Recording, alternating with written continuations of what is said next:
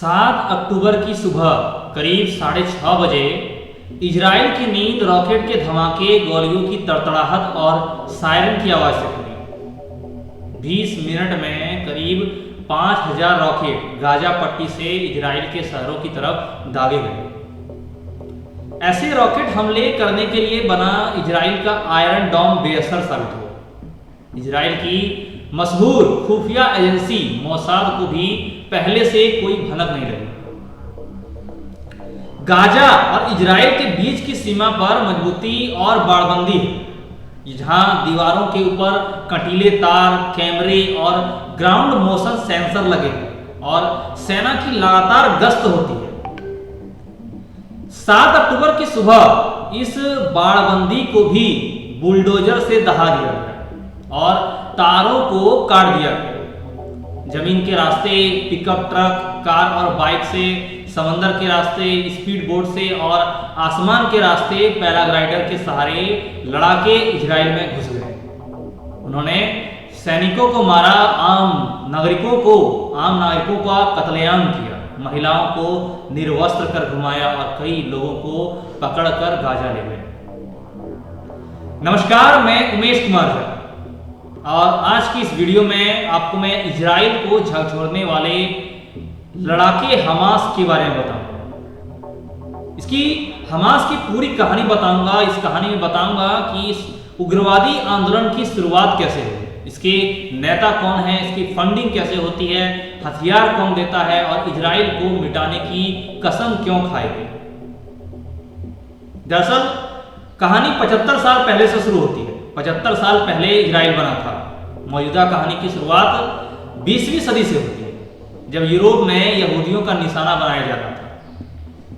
भूमध्य सागर और जॉर्डन नदी के बीच एक इलाका फिलिस्तीन था। ये मुसलमान, यहूदी और ईसाई तीनों धर्मों के लिए पवित्र जगह मानी जाती थी।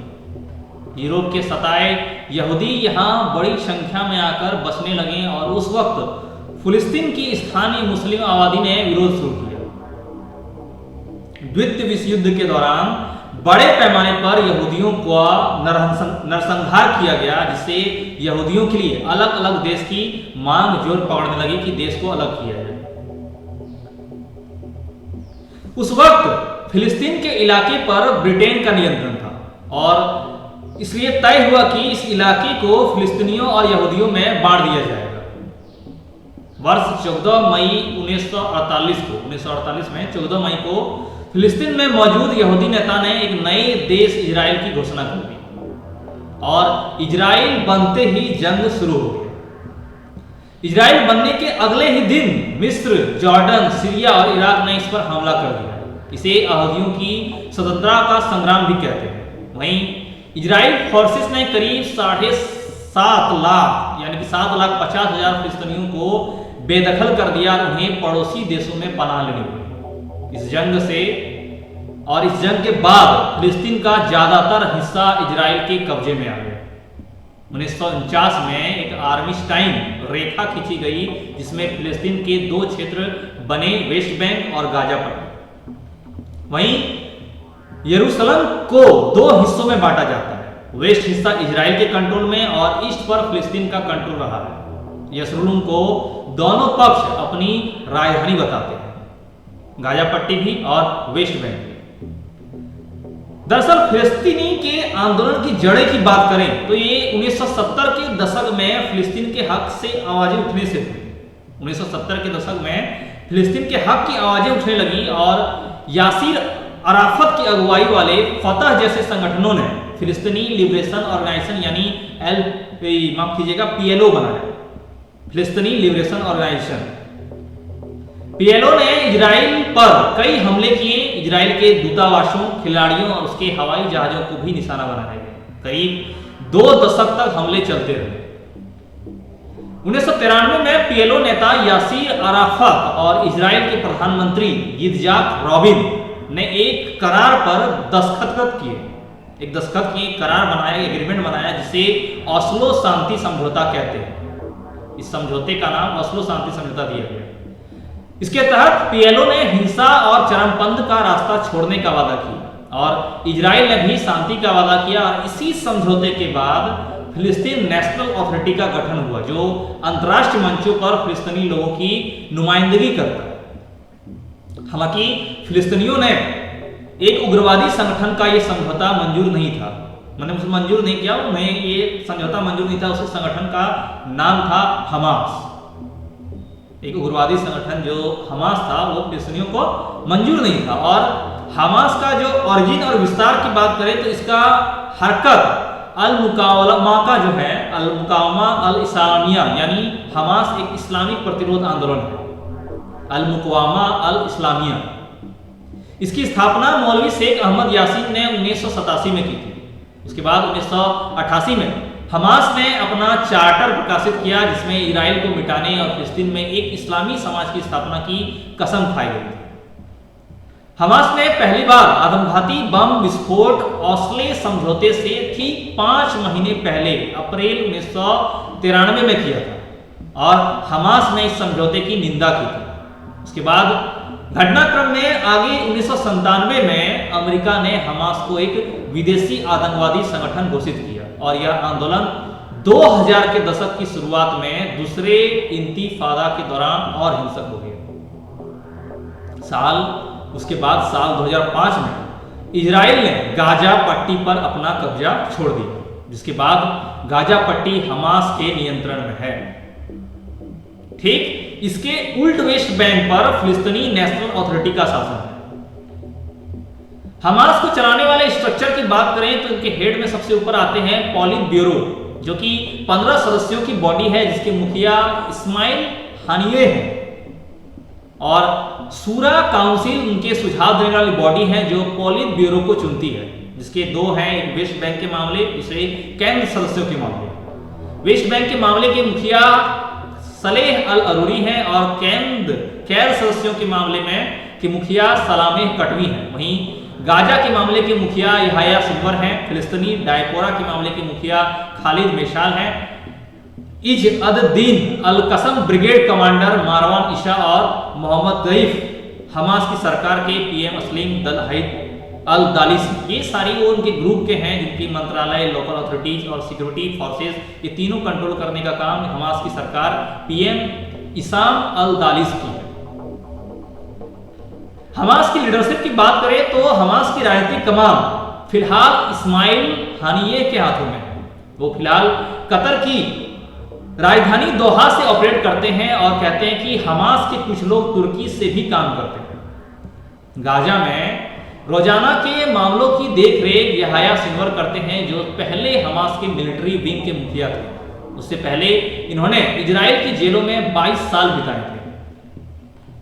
वहीं हमास की मिलिट्री विंग की कमान मारवान इशा और मोहम्मद दफई के पास है और इस मिलिशिया के फाउंडर सलेह सेहादे की इजरायली सेना ने 2002 में मार गिराया था और 2004 में इजराइल ने हमास के संस्थापक यासीन को मार दिया। सलेह अल अरूरी फिलहाल हमास की लेबनान ब्रांच और वेस्ट बैंक की लीडरशिप करते हैं। मिशाल के पास डायस्पोरा ऑफिस और सलामी कटवी को कैद में हमास के सदस्यों के मामले के लिए चुना गया है। वहीं हमास की फंडिंग की बात करें तो अमेरिका और यूरोप के दोनों ने, अमेरिका और यूरोप ने हमास को एक आतंकी संगठित घोषित किया है और इसलिए आधिकारिक मदद नहीं मिल पाती है, फंडिंग नहीं हो पाती है, जैसे वेस्ट बैंक में पीएलओ को मिलती है। फिलिस्तीनी प्रवासियों और फारस की खाड़ी के प्राइवेट डोनर्स ने इस उग्रवादी आंदोलन को ज्यादातर फंडिंग की और कुछ इस्लामिक चैरिटी ने भी हमास का समर्थित ग्रुप्स को पैसा दिया है। हमास के समर्थित ग्रुप को इस्लामिक चैरिटी ने भी पैसा दिया है। गाजा की माली जो हालत बेहद खराब है, गाजा में रहने वाले फिलिस्तीनियों की जिंदगी अंतर्राष्ट्रीय मदद पर निर्भर है, वो बहुत ही दयनीय स्थिति पर है। ये मदद आमतौर पर संयुक्त राष्ट्र एजेंसियों के जरिए गाजा तक पहुंचती है। इस वक्त हमास के बारे में बात करें तो हमास के सबसे बड़े मददगारों में ईरान शामिल है। वो पैसा, हथियार और ट्रेनिंग सब दे रहा है। एक अनुमान के मुताबिक, रिपोर्ट के मुताबिक ईरान हमास को सालाना करीब $100 मिलियन यानी करीब 830 करोड़, 850 नहीं, करीब 830 करोड़ रुपए की मदद देता है, यानी कि $100 मिलियन। वहीं 2002 में राष्ट्रपति रेसेप तैयब एर्दोगन के सत्ता में आने के बाद तुर्की हमास का एक कट्टर समर्थक और इजराइल का आलोचक रहा है। तुर्की केवल राजनीतिक रूप से हमास का समर्थन करने की बात करता है, लेकिन उस पर हमास के उग्रवाद का भी फंडिंग करने का आरोप लगाया जाता है। वहीं गाजा पर हमास का शासन की बात करें तो 2005 में गाजा से इजराइल के पीछे हटने के बाद ही यहां हमास की पैठ मजबूत हो गई है। 2006 में यहां हुए चुनावों में हमास ने फतह को हराकर बहुमत हासिल किया था और फतह को लेकर तब लोगों में गुस्सा था। उनका मानना था कि फतह भ्रष्ट है और इजराइल को लेकर इसकी नीति से जनता को कोई फायदा भी नहीं मिल रहा है। फतह को फिलिस्तीन के वेस्ट बैंक इलाके पर सत्ता मिली और हमास गाजा इलाके पर शासन करने लगा। इससे फिलिस्तीन राजनीतिक रूपों में दो भागों में बढ़ गया। हमास शरिया कानूनों के हिसाब से सरकार चलाता है और उसके कानून बेहद कठोर है। यहाँ महिलाओं के पहनावे से लेकर लिंग भेद का बढ़ावा देने वाले कानून बनाए गए। वहीं निगरानी समूह फ्रीडम हाउस के मुताबिक सरकार की फंडिंग और संचालन को लेकर हमास के पास कोई प्रभावी सिस्टम नहीं है। हमास मीडिया, सोशल मीडिया और गैर सरकारी संस्थाओं का भी दमन करता है, जिससे वो जवाबदेही से बच सके। इन सभी का दमन करता है। आपको बता दूं, इजराइल का हमास बेहद आक्रामक है। हमास इजराइल का मुकाबला हथियारों से करने की बात करता है और इस तरीके को गाजा के लोगों का भी समर्थन मिलता है। हमास रॉकेट लॉन्चर से इजराइल पर हमला करता है। कई बार इसके लड़ाके घुसपैठ करके इजरायलियों को किडनैप भी कर चुके हैं। और आपको बता दो, घटनाक्रम में 2006 में हमास ने इजराइल के एक सैनिक गिलाद सलील को किडनैप कर लिया था। इसके बदले इजराइल को 1000 फिलिस्तीनी कैदी छोड़ने पड़े थे। हमास इजराइल पर रॉकेट लॉन्चर से हमला करता है और शुरुआत में ये ईरान ने दिए थे, लेकिन बाद में ईरान को ही मदद से हमास खुद बनाने लगा। आपको बता दूं, हाल ही 2021 में हमास ने इजराइल पर करीब 4000 रॉकेट दागे थे। इसके बाद इजराइल ने भी पलटवार किया और करीब 11 दिनों तक कार्रवाई चली थी। वहीं ताजा घटना की बात करें तो 7 अक्टूबर 2023 को एक बार फिर हमास ने इजराइल पर 5000 से ज्यादा रॉकेट दागे हैं और कई तरफ से हमले किया है और बदले में इजराइल ने भी जंग का ऐलान कर दिया। अंजाम जो भी हो, लेकिन इस जंग में बहुत सारी जिंदगियां तबाह होना तय है, क्योंकि जंग सिर्फ आम नागरिकों के लिए, देश के नागरिकों के लिए कत्ले आम लाता है, खून और दुख और पीड़ा लाता है।